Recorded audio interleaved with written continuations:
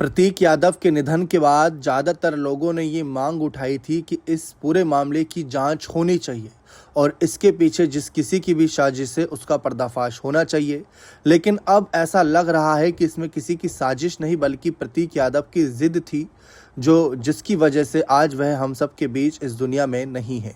दरअसल अपर्णा यादव के कुछ बयानों को लेकर इस समय खूब चर्चा हो रही है, लेकिन उससे पहले अखिलेश यादव के बयानों की तरफ गौर करेंगे, क्योंकि अखिलेश यादव का प्रतीक यादव के निधन के बाद दिया गया बयान कुछ और अपर्णा यादव का प्रतीक को लेकर दिया गया बयान कुछ और नजर आ रहा है।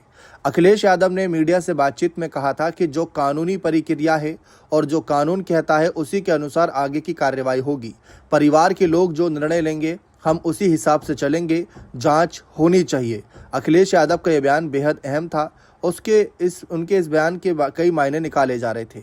इसके साथ ही साथ उन्होंने ये भी कहा था कि कई बार बिजनेस में नुकसान हो जाता है, जिसकी वजह से मानसिक तौर पर भी व्यक्ति को काफ़ी कुछ झेलना पड़ता है।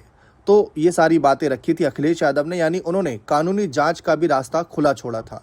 लेकिन गौर करने वाली बात यह है कि अब अपर्णा का एक बयान सोशल मीडिया पर काफ़ी वायरल है, जिसमें वह प्रतीक यादव की जिद को लेकर खुलासा कर रही हैं। दरअसल हाल ही में राज्यपाल आनंदीबेन पटेल ने अपर्णा यादव से इस दुख की घड़ी में उनको ढांढस बंधाने पहुंची थी। प्रतीक यादव के निधन के बाद उनको श्रद्धांजलि दी और इस बीच राज्यपाल आनंदीबेन पटेल की अपर्णा यादव से बातचीत का वीडियो सामने आया, जिसमें वो प्रतीक की बीमारी और उनके इलाज के बारे में उन्हें बताती हुई देखी जा रही हैं।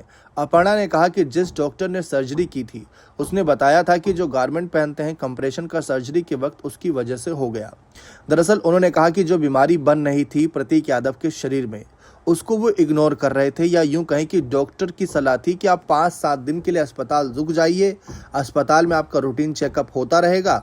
लेकिन प्रतीक यादव अपने आप को यंग मानते थे, जिम जाते थे, फिटनेस फ्रीक थे, तो उनको कहीं ना कहीं ऐसा लगता था, जो अपर्णा के बयान में झलका है कि मैं यंग हूँ, मैं फिटनेस फ्रीक हूँ, तो मैं कैसे अस्पताल जा सकता हूँ, जो दवाइयाँ खानी है वो घर पर खा ली जाएंगी, अस्पताल नहीं रुकूंगा।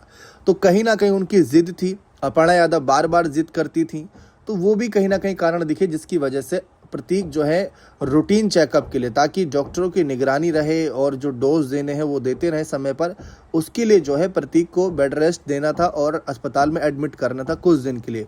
लेकिन प्रतीक की जिद थी कि वो तुरंत घर वापस लौट आए थे। ये तो निधन के वक्त भी कुछ रिपोर्ट में खुलासा हुआ था और जो अपर्णा ने अब खुलासा किया, तो ये बातें उन्होंने बताई। पोस्टमार्टम रिपोर्ट भी जो सामने आई थी उसमें बताया गया कि थक्का जमने की वजह से निधन हुई और उनके शरीर ने कुछ जो है ऐसा रिएक्शन किया था अंदर से, जिसकी वजह से ये कारण बना। और कुछ चोट के निशान भी पाए गए थे, क्योंकि जब अचानक से गिरे होंगे तो वो भी, और उससे पहले भी कुछ चोट के निशान। जबकि प्रतीक यादव के दोस्तों ने कहा था कि प्रतीक यादव जो है वो बिल्कुल फिट थे, जिम आते थे, कोई दिक्कत वाली बात नज़र नहीं आती थी। तो वो सारी चीज़ें उस वक्त खुलासे के तौर पर सामने आई।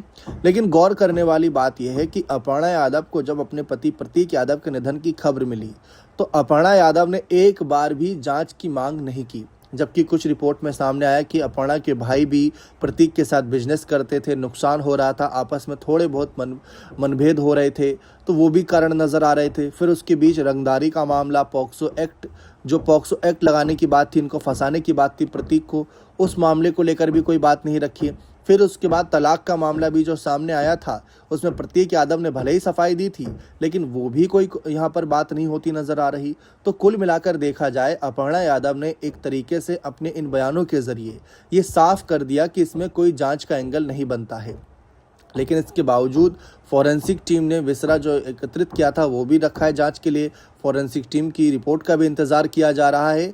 और अखिलेश यादव ने भी जो कानूनी जांच की मांग रखी थी कि अगर कुछ ऐसा है, परिवार जो कहेगा उसी के आधार पर कानूनी जांच भी होगी, तो ये भी बातें थी। लेकिन अपर्णा यादव इस मामले में एक भी बयान देती नजर नहीं आई कि क्या कोई जांच होनी चाहिए, कहीं कोई और कारण तो नहीं, क्योंकि उस वक्त सबका यही कहना था कि आखिर ऐसा क्या हुआ प्रतीक के साथ, कहीं इन्हें जहर तो नहीं दिया गया।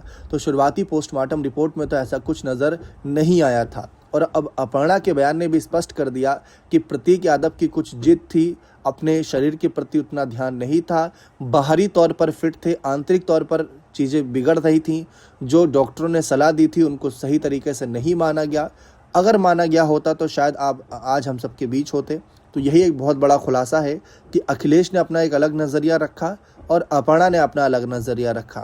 डिम्पल, शिवपाल परिवार के बाकी लोगों की ज़्यादा इस मामले पर बयान नहीं आए, लेकिन हाँ, सभी को दुख है इस बात का। देखते हैं आगे इस मामले में और क्या खुलासे होते हैं। बने रहें चैनल के साथ। बहुत बहुत शुक्रिया।